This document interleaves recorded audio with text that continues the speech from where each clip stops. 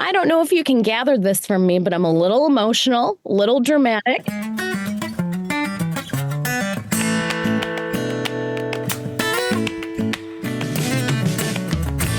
Welcome to another episode of Chewing the Fat. I'm your host, Big Rob. Thank you so much for tuning in, downloading the podcast. I certainly do appreciate that. It's our last episode before I take a little sabbatical, a little hiatus, a little time off. I'm probably coming back in February for season 5. When I started this, 3 years ago, I didn't think that it would be going this long, but people have really seemed to understand the purpose of it and that we are not alone. There are others that go through the same stuff that we do. And I love helping folks tell their beautiful, messy human stories. So thank you so much for being here to be a part of that, to hear the stories and get that encouragement that we are not alone. Another amazing guest of mine is on the line from north of Detroit. Please welcome Katie Jostock. Katie. Woo, woo. Thanks for having me. Thank you so much for being here. Yeah. Katie is a voice actor that I have met in my journey into voice acting full time now, and she is just such a light in this community. I'm going to gush on you just a little bit. I'll take it. She's just so, like I said, she's just so positive and real in her journey as well, and pulls no punches as to what this life of doing, talking to yourself in padded rooms kind of looks like. And so I just, fell in love with her content that she had on like Instagram and her poignant notes and messages that she would put on some of the forums that we were kind of both in on Facebook and Instagram and places like that. So, and I kept seeing your name pop up and I was like, I need to know this person more. And so I have loved getting to know you. And in doing this, in the same pond. It's I tell a lot of people it's really cool. It's a really cool community. It's a really kind community. A lot of people that want to lift each other up and help each other out, as opposed to kind of that cutthroat, actor business, you're my competition type of thing. It's like, no, there's room for everybody. And I just love that. And I love being welcomed in. And you've been a big part of that welcoming feeling. So thank you. Oh, Rob, thank you. That's such a wonderful compliment. And that's what I want to hear, that, I know I'm funny and positive and stuff, but I also love to hear, like, we can see that you're real as well, because in anything I do, I mean, before I was in voice acting, I spent about almost a decade in higher education. And I just noticed, anything that I did, whether I was teaching or advising students, I always had like a mental health component to whatever I was doing. And then I found, throughout my voice acting journey, that often like my progress with like self-actualization and mental health have kind of coincided, right, with my progress in voiceover, because it's all about bringing your authentic self to the mic. And so I just get chills, thinking about that. And I'm so honored by all the kind compliments that you gave me. And I'm so honored to be here with you today. Well, thank you. Thank you for agreeing to it. I know we've kind of bounced the schedule around a couple of times to try and get here, but I'm glad it's worked out. Right. Yeah, that's what happens when you got a toddler, right? And it's been a long while since I've had a toddler, but yes, I definitely know what you're talking about for sure. Yeah. I said you're north of Detroit. Is that home base? Is that where you've been born and raised, kind of up in that area? Yep. I was born and raised in Michigan, met my husband when we were going to school at Oakland University. And we, fell in love and started a life together, and then, had our little guy. He's going to be 4 soon. I can't believe it. Oh, wow. But I've been in Michigan my whole life, and I love it here. I don't especially love the winters, but that's okay. It's just, it's about the people that are here too. So that's great. Yeah, I assume you have your you probably had your first snow already in that area. We did. We did. Like we're getting quite a few inches outside right now, and it's beautiful. Like I do love that. I love the quiet snow. It's just, the deathly cold where I feel like I'm freezing my face off. I don't like that. Yeah. We always pray for a white Christmas. I'm down here in the South, in central Georgia, edge South Carolina, and we usually end up getting ice storms, or we'll have a nice foggy Christmas. It's like, oh look, it's foggy, great. Yeah, like, that's beautiful. That deserves a song, I think. Yeah, a foggy Christmas. Foggy Christmas. It's like life with cataracts. Here we are. Look. So you said that you had a life in higher education prior to coming to voice acting. Was that what you went to school for? Did you go to school to become a teacher and all like that? No, I mean, initially, no. So initially, I've always wanted to be an actor. My dream when I was a kid was to do Broadway. Nice. But I think I had a lot of limiting beliefs that prevented me from really full out pursuing that path. And I remember I had I was always in the plays and everything in school. And I remember people would say, you're great, but acting, it's not, it's kind of a crapshoot. And so I always was like, okay, well, I guess that's just kind of off the table. Right. So I went to school for communication and really fell in love with my radio broadcasting classes. And it was from there that I started, I had a little campus radio show. One of my friends, too, actually worked in television production. Her father worked in television production. So he was connected to some of the talent agencies here in Michigan. And I remember my friend called me one day and she was like, hey, I got a call for an audition. I can't do it, but I thought you might like to do it. And it's for a voiceover commercial. And I was like, what the heck is voiceover? But I was like, sure, I'll do it. Right. So I went in. I don't think that I booked that job specifically, but I did. My very first job that I booked was a KFC commercial. And that was such an exciting time. That was, I think I was in my early 20s when that happened.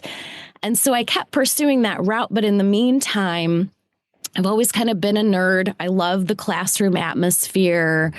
I loved going to school. And, your 20s, they're kind of a scary time, right? Like all of your ideologies are sort of being challenged and you're kind of starting to have to, rebuild who you are. And I just had some great professors who really rallied around me and supported me. And when I was going through a tough time mental health wise, and I was like, I want to do this. I want to breathe into people, inspire people. I want to let people know that they're not alone. Yeah. So then I was like, I'm going to take a little break from voice acting, even though I was solidly booking, but I was like, I want to be a professor. I want to go and get my doctorate. I made it through to my master's and then was able to do some adjunct teaching.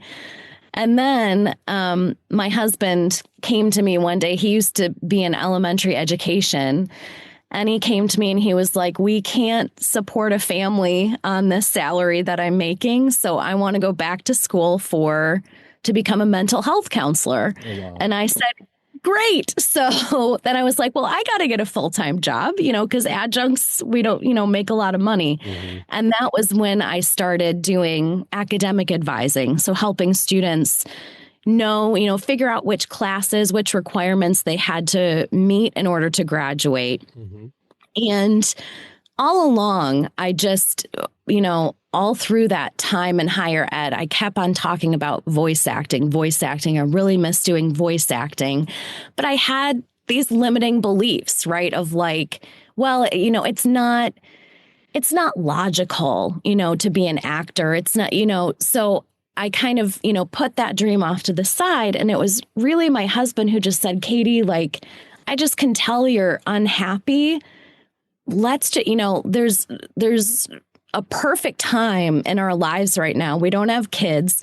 So why don't you do it? Let's build a booth in our basement, pursue your dreams, see how it goes. And, the funny thing is that I built this booth in my basement and like not long afterward, I got pregnant. So, but yeah, that's a little kind of a brief history of how I got into voice acting. And I absolutely love it. I absolutely love it. That is so cool. And it's so cool that you kind of had a radio background to begin. Yeah. There's so many of us that have, so like, that's where I'm coming from, but never went to school for it. Just started, right out of high school and just did it for, 30 something years. And then the industry changed so much for me, and then having to figure out how to use these useless skills in a useful way. Cause it can be a hard, thing to try and, wedge those skills into something, else more useful. So I'm so glad to have found, voice acting. When you, when did you, and because I've heard you sing, and you sing beautifully, and you compose amazing songs. Thank you. You got to follow Katie on Instagram to hear all of her original material. It's amazing. Was there like in that time when you were, wanting to pursue that, was there like the dream role, the bucket list role that you're like, you know what, I want to do that? Yeah. So it's funny, when I was younger, my family traveled to Toronto and we went to go see the Phantom of the Opera for the first time. And, I don't know if you can gather this from me, but I'm a little emotional, a little dramatic. And so I just I was like 8 or 9, and I just fell in love with that musical. Yeah. And I would like go around the house just trying to, sing those high notes that Christine would sing. And so that was like and I would like Christine from Phantom of the Opera and Eponine from Les Mis. Yeah. I was like, when I was teaching, they had a staff talent show. I should post this. I don't think I have this online, but I was in a staff talent show where I sang On My Own from Les Mis.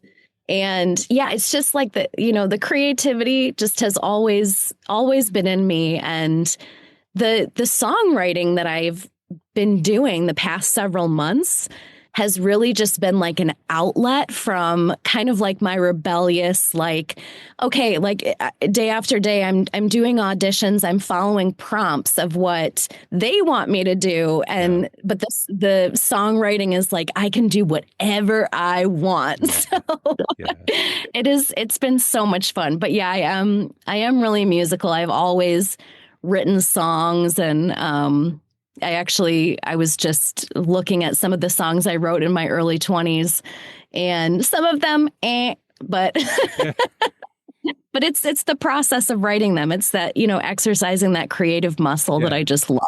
Yeah, it's, I tell folks all the time, no matter what your medium is, if there's something inside you, don't bottle it up. Don't keep it inside. Let it out. Whether it be writing a poem, writing prose. It's like, if you can't rhyme 2 words, that's fine. Just write. Just stream of consciousness writing. Whatever. Just to get it out, or find a place to perform. Join a community theater, or find a band or a vocal group to sing with, or something like that. If there's something inside you, don't keep it bottled up, because you never know who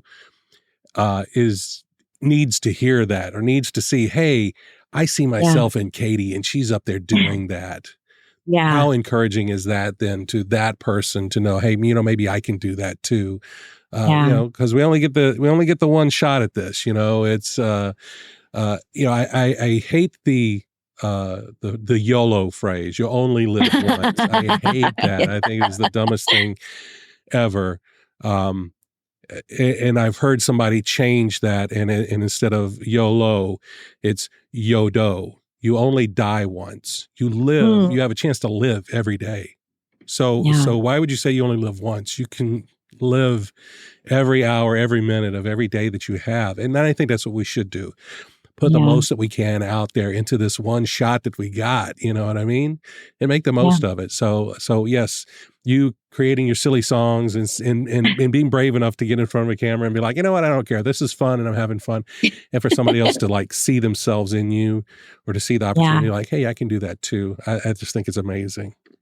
Yeah. And I think that that's probably what was missing for me in higher education is that I was trying so hard to fit this mold of like what I thought a professor looked like or what I thought an academic advisor looked like. And, there were times that I could be a little bit more creative in the classroom or advising, but I just, like if you're a creative person, you just feel like you want to burst out and create. And when you're limited or when you limit yourself, because I was definitely, feeding into some limiting thoughts.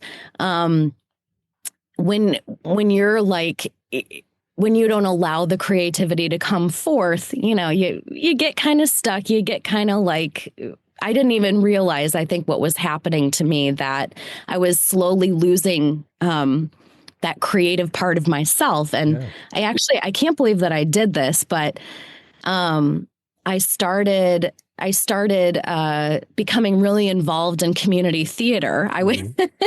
I would go do my full-time job and then like drive right to our local community theater and was involved in plays and stuff like that. And that was crazy because I didn't sleep. But it was also such a great creative outlet for me. And it just reminded me I have to strengthen this creative muscle. I have to keep doing this. Yeah. And I think that's great what you said about being in the booth. Yes, we have auditions and it's somebody else's vision. It's somebody else's saying, hey, I need you to be a Midwestern Mom, or I need you to be, a 2-foot troll, or I need you to be what, you know what I mean? And yes, there is some creativity to that, but you're still kind of limited to the script. Whereas when you can interpret your own and you can just do your own thing, it's so freeing. And being able to, create with reckless abandon, as my friend Travis Brown says, just to create with reckless abandon and to not care. It's just to get it out. I think that is just one of the most amazing things that we can do as humans. Yeah. Yeah. And I think it's been a good lesson for me that, money isn't necessarily going to make me happy, right? Like I can book as much as I can book a ton, right? But it's still like what makes me happy is letting that creativity become uncaged, right? So it's really, some of my most favorite auditions have been super low paying ones. And some of my most favorite experiences have been, you don't get paid to do community theater, right?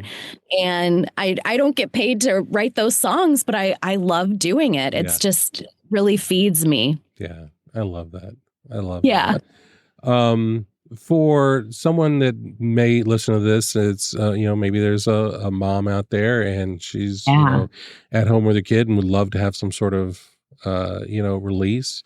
What kind of advice would you give someone wanting to kind of get into voice acting right now?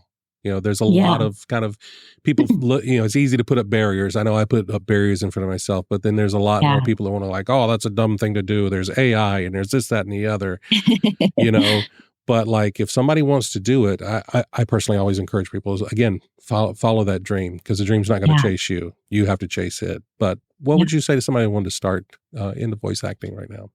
Yeah. I would definitely say look at the voice acting genres that make you happy, or think about the things that you're most engaged in, right? So I've been booking a lot of e-learning jobs, and I think, that's probably because I have a teaching background, right? That I spent a bunch of years doing e-learning. So that's definitely a voiceover avenue that has, been good for me. My tippy top goal would one day be in like a Pixar film or something like that. Right. So that's kind of what I'm looking toward. I know that that's something like being crazy, doing characters that, that definitely scratches that creativity itch. If you're like really into reading, if you really love listening to audiobooks, I mean, what a great way to earn some money if you're just sitting down and reading books that you love to do, right? So definitely step one would be to like do your research on the various fields, the various pathways that you can take in voiceover. Another thing is coach. Find a coach that you gel with. Most coaches will offer you like a free 15-minute consultation to see if, the both of you get along, to see where you're at in your career, where you want to go. I've had some wonderful coaches. One that stands out to me, of course, is Mr. Brad Highland. He's a wonderful coach. And and I think really the third piece of advice that I would give, actually, no, there's another piece of advice, but number 3 would be give yourself time, give yourself grace. It's not going to happen overnight. Yeah. And I feel for people because I'm someone that's like, I want to do so I can get to my goal. And that's great. But you don't want to burn yourself out. You don't want to bankrupt yourself in trying to, achieve this career. You got to give yourself time. And I guess like my 4th piece of advice, something that really changed me, that really helped me, especially as a mom, was getting involved in an accountability group. So I've had the pleasure, and I believe she was on your show, of working with Billy Joe Cones. Yes, and Billy Joe offers a very price-friendly accountability group. It's super affordable. She has such a knowledge of the industry. I pick her brain all the time, but really it wasn't until I took her course and that I could create these like actionable steps to forward my voice acting career that I really started to see some progress, because I was so unfocused and like, oh, I want to do this. And because of that, I don't really think I was making any forward movement until she kind of helped me focus on selecting a goal and selecting the daily, weekly steps that were going to help me get to that goal. So definitely, in sum, find the genres of VO that you like, find a great coach, give yourself grace and time to achieve success, and hook yourself up with an accountability group. And I would recommend Billy Joe Cones to anybody. She's great. She is great. She is. Oh, I love her. Yeah. And Brad's great too. I've coached with Brad and he's great as well. You know, and that's one of the things, like, I think there are people that come along like, oh, I could do that.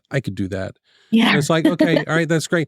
But there's so much that you have to understand. And especially the mental preparedness part of it, because being an actor, whether it's on camera or a voice actor, your job is the audition. It's not the role. The role is the prize. Your job is to audition and give the best that you can, knowing that 95% of the time, this is an unofficial percentage, but 95% of the time you're going to get a no, or you're not going to hear anything, more than likely. You just kind of do this out into the ether, and you got to be able to pick up and move on to the next thing. It doesn't matter what that was. It might have been, hey, Katie, we want you to sing Christine. Here, audition. You'd be like, okay, cool, done. You cannot look back and think about it. And wish it was somehow here again.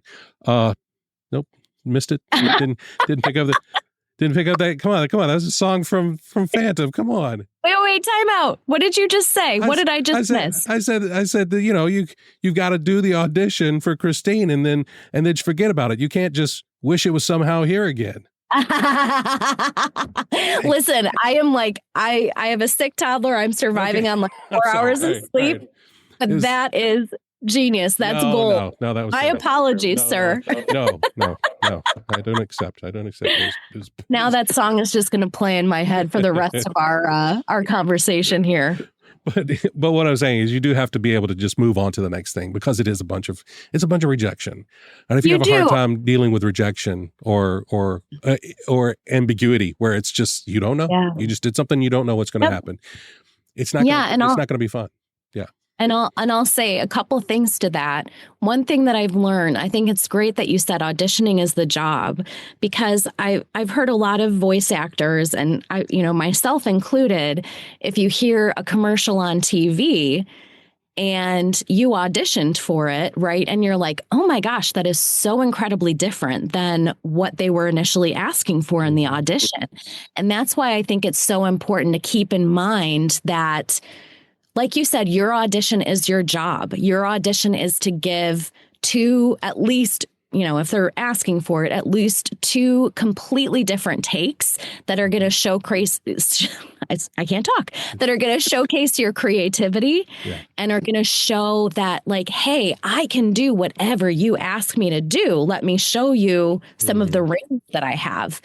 And going back to your point about ambiguity, I've submitted an audition months ago, right? And I've had people pop up and say, hey, you auditioned for this, back in July, and we're finally ready to move forward with you. So that's where it's like you have to give yourself grace and time.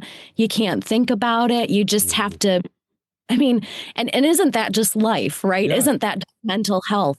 Just give your best, just do your best and let it go, and understand you're going to make mistakes. Understand not every audition is going to show your best, but if you can just continually move forward, just take those baby steps. Like that's all that we can do as human beings, right? Yeah. And I think that's where the finding an accountability group, like you're talking about, finding your tribe, finding your inner circle, your group, and there are different levels to that. I mean, you can have that tight knit group, and then you have that not as tight knit, and then that loose knit. You know what I mean? But so that you can turn to these people and have somebody, because we're all going through the same thing. We all know exactly what you're talking about.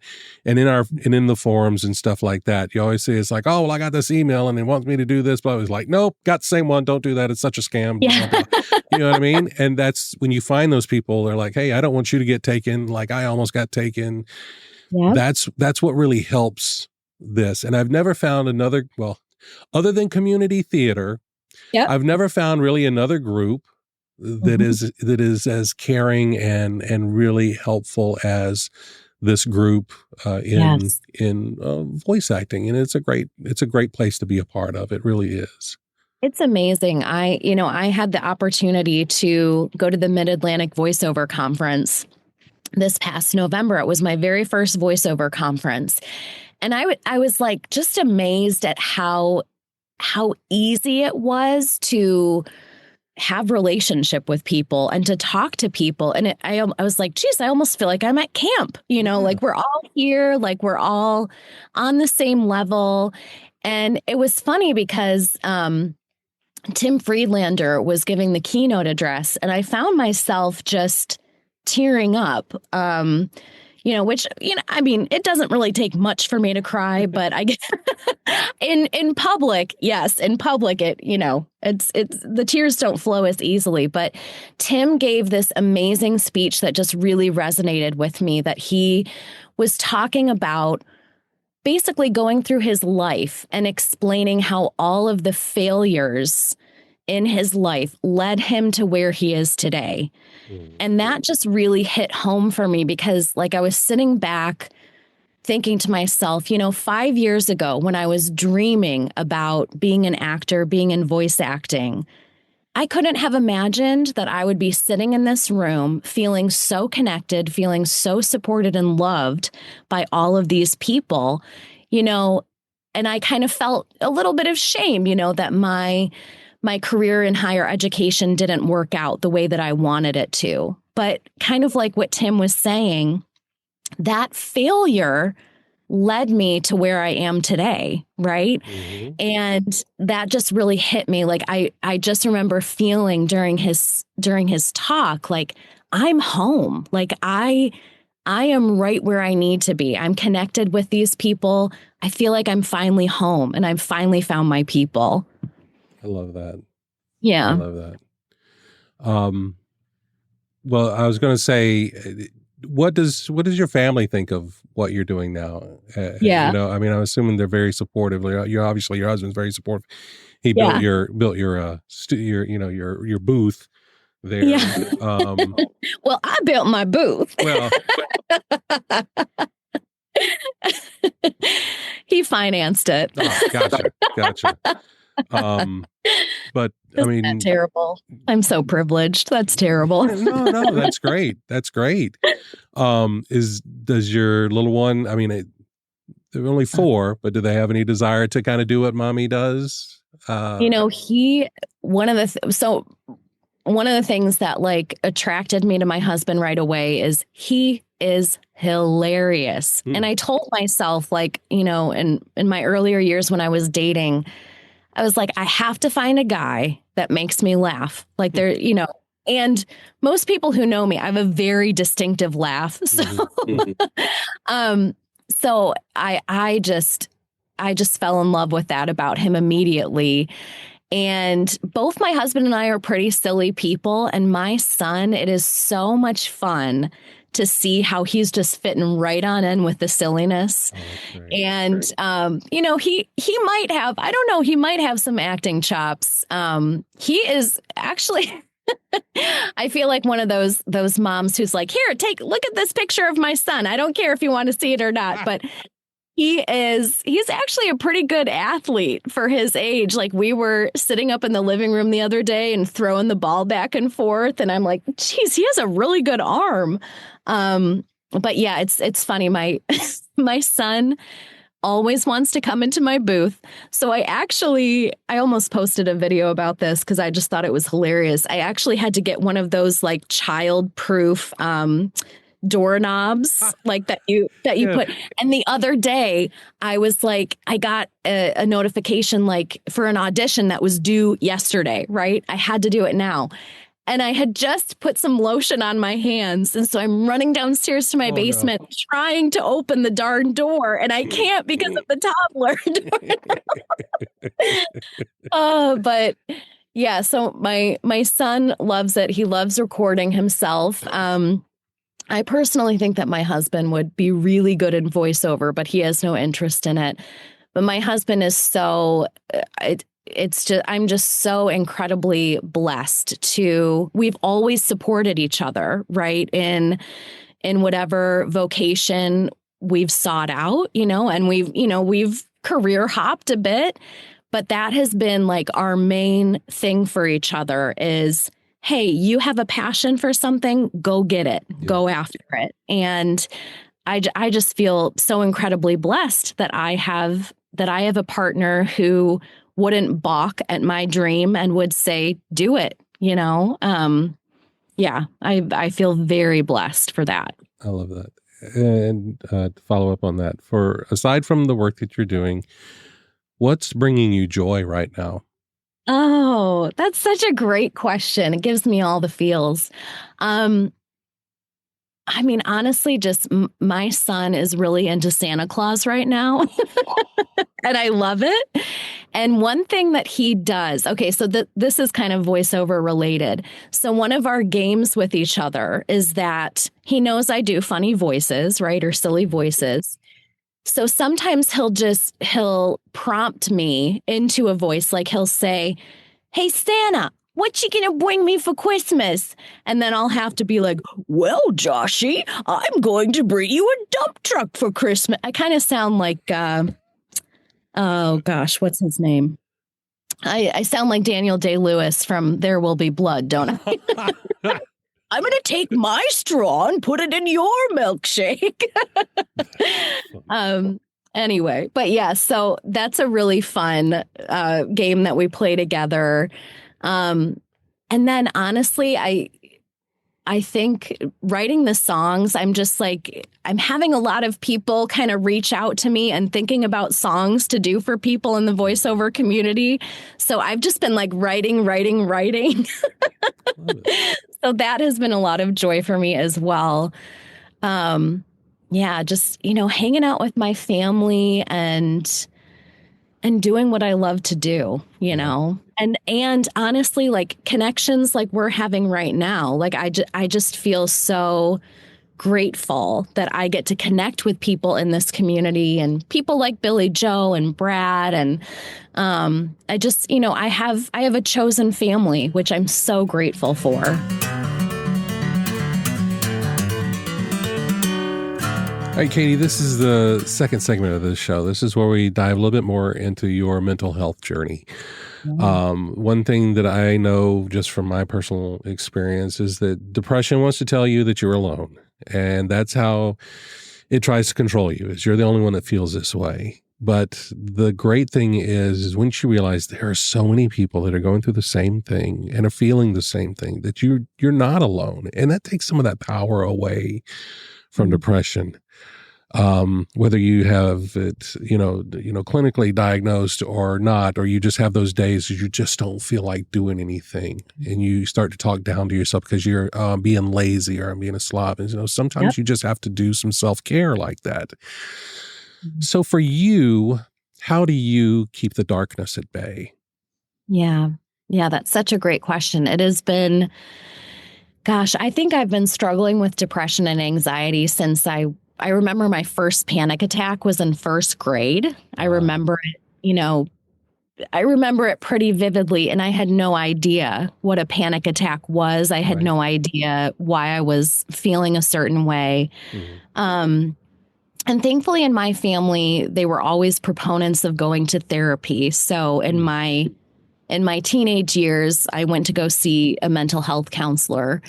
And that's something that I've done my entire life. And then in my early 20s, when I really struggled, then we kind of in my family, we started having conversations about, this is a genetic thing, that in my family, we have had a long history of depression, anxiety, there's some bipolar in there, there's some alcoholism.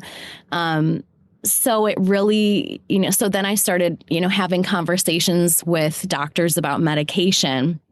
And I found that to be super helpful for me. Actually, one of my favorite adaptations of a song right now, I learned from Glennon Doyle, who's the author of Untamed and has the We Can Do Hard Things podcast. And I died laughing one day because she talks about her mental health struggles and how she takes medication. And she was like, I have a song for everybody. Jesus loves me, this I know, for he gave me Lexapro. And that just that's definitely what helps me keep the darkness at bay is the humor, I think that, again, doing the videos has definitely, and the songwriting has exercised that like funny, creative side of me. Yeah. Keeping creative helps. There are times that I can't do anything, right? Mm-hmm. Like one of the reasons why I wanted to come on this show was because just in November, I went through this really bad bout of depression, probably one of the worst bouts I've had since after having my son and having postpartum depression and anxiety, where I just couldn't do anything. I couldn't be the kind of wife I wanted to be, the kind of mom, the kind of voice actor. And, I so relate to what you said about those intrusive thoughts that say you're lazy and look at you. You can't even do anything. You can't even offer anything right now. Yeah. And I know that, I understand that those are limiting thoughts and beliefs. I'm kind of interested in internal family systems as well, which is basically like you're composed of all these parts, right? It's almost like you're sitting at this long dinner table and like your best self is at the head of the table. And then you have other parts of yourself like anxiety, anger, depression, all these parts of you that are trying to keep you going, right? Yeah.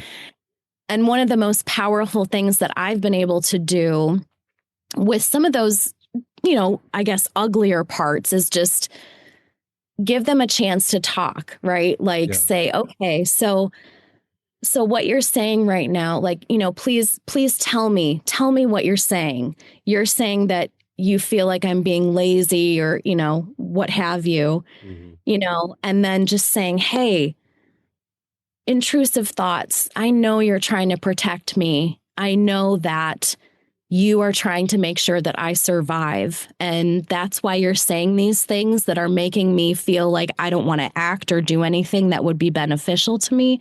But Hmm. guess what? Like, so I appreciate your service, but I've got it, right? I've Yeah. got it. Wow.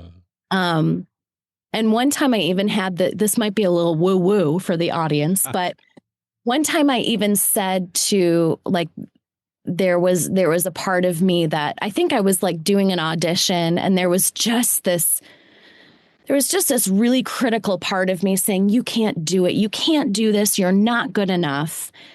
And I just was like, hey, to this part, I was like, hey, what's going on? Like, what are you really thinking here?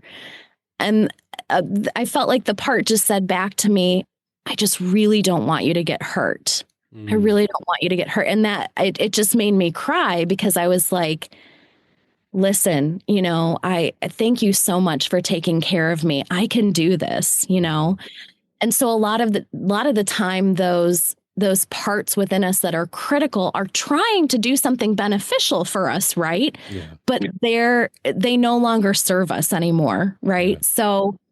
Um so that's why I'm in therapy. That's why I'm taking medication. I do group counseling sometimes. I reach out to people who I know are not going to judge me about whatever it is, Yeah. that I'm talking about.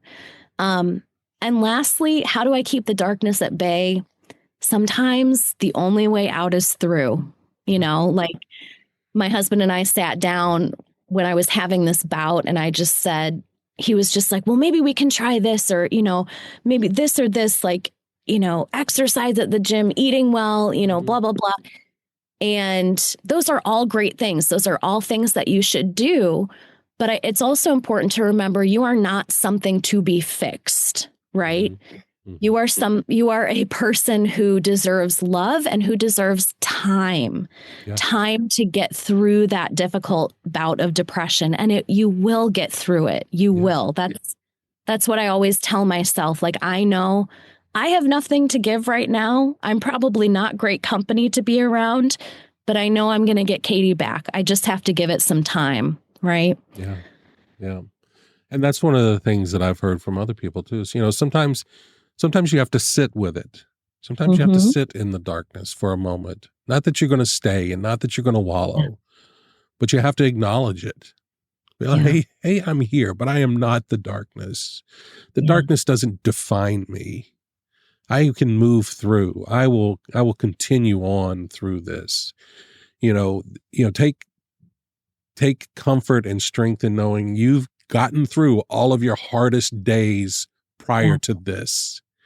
Those days that you thought you would never get through. Yet here you are.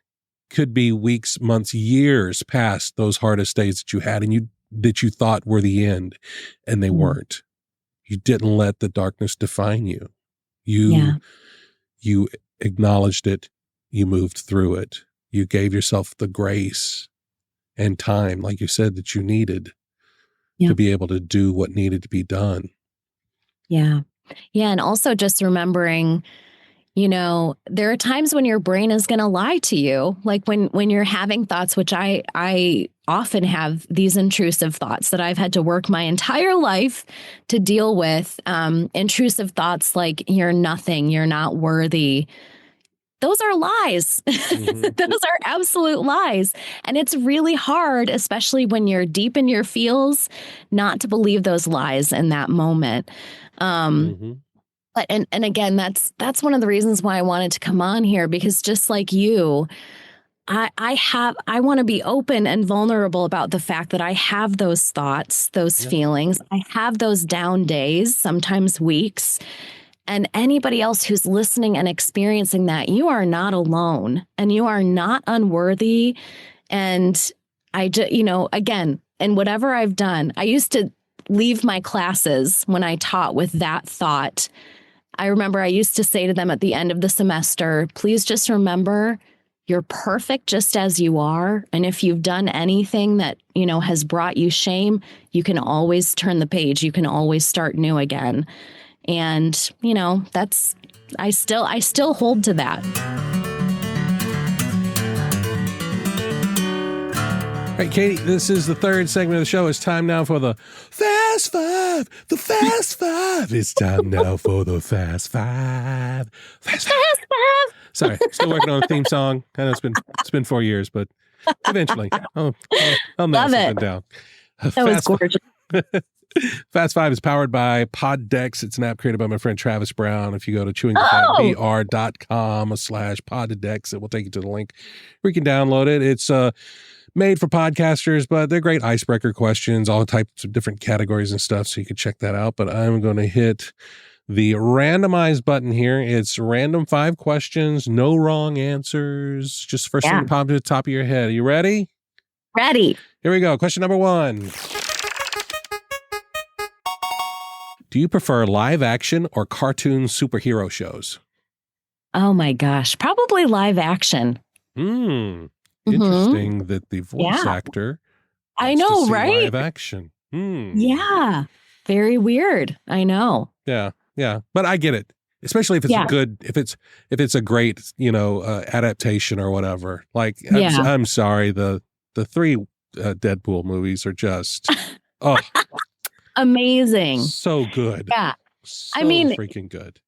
I mean, if you were to ask me, like, what would I prefer to watch, like a Marvel movie or play one of the earlier God of War games, I probably would prefer to play a God of War game, to be honest. Gotcha.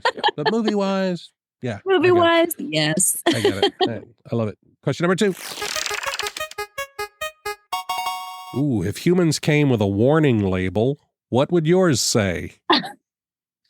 Oh my gosh. May scare away the children.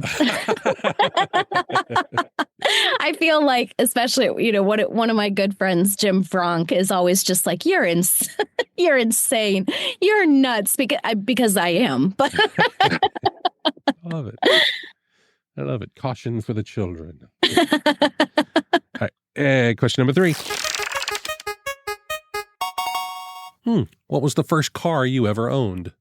Oh my gosh. The first car I ever owned was a Chevy Cavalier. Oh yeah.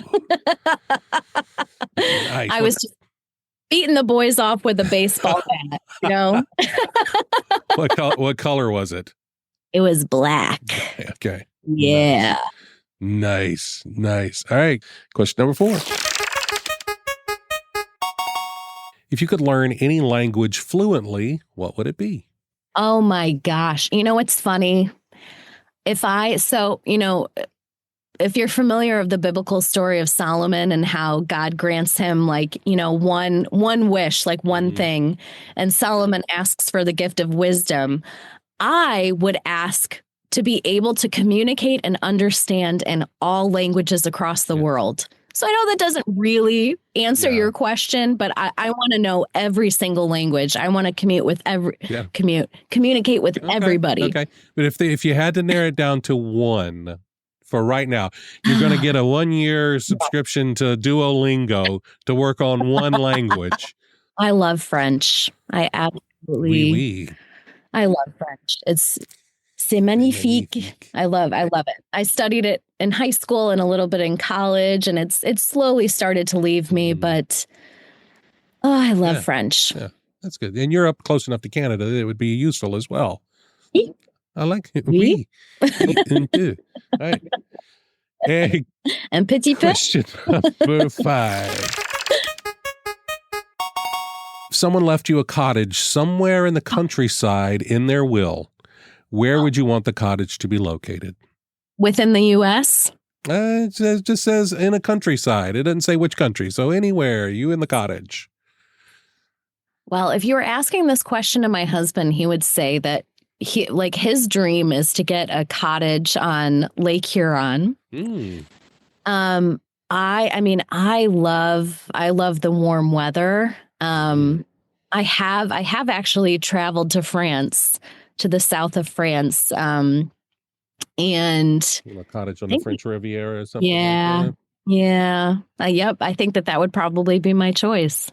I don't know what the French word for cottage would be, but I guess it'd be a chateau on the French Right. Riviera. We'll just go that. I don't know what cottage is in French. I don't know either. I have to learn. I have to learn what it is, right? That's Cottage. my task. Yeah, cottage. Cottage. The cottage on the French Riviera. I love it. That's awesome. That's awesome. Well, that is our Fast Five, and that is the show. Katie, thank you so much for being here.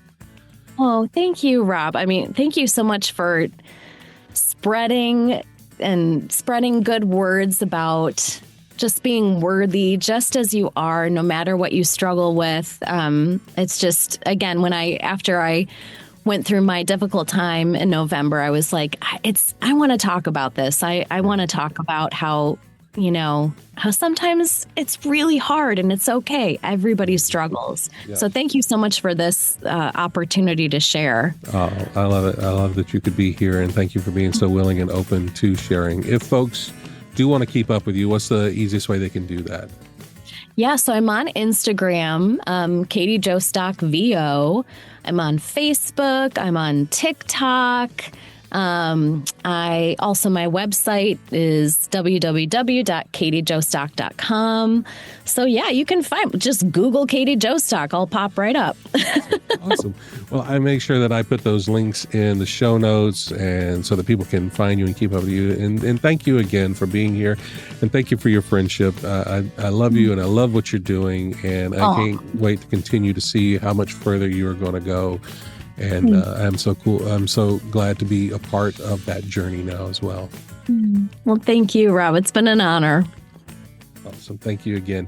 And if you would like to support this podcast, again, we're shutting it down for about a month or so. We'll be back in February. You could buy me a coffee at chewingthefatbr.com. It's the little yellow coffee mug that's on there, a little coffee cup if you want to help support the podcast. If not, no worries. I'll still be here. In the meantime, I will look forward to the next chance we have to sit a spell and chew the fat.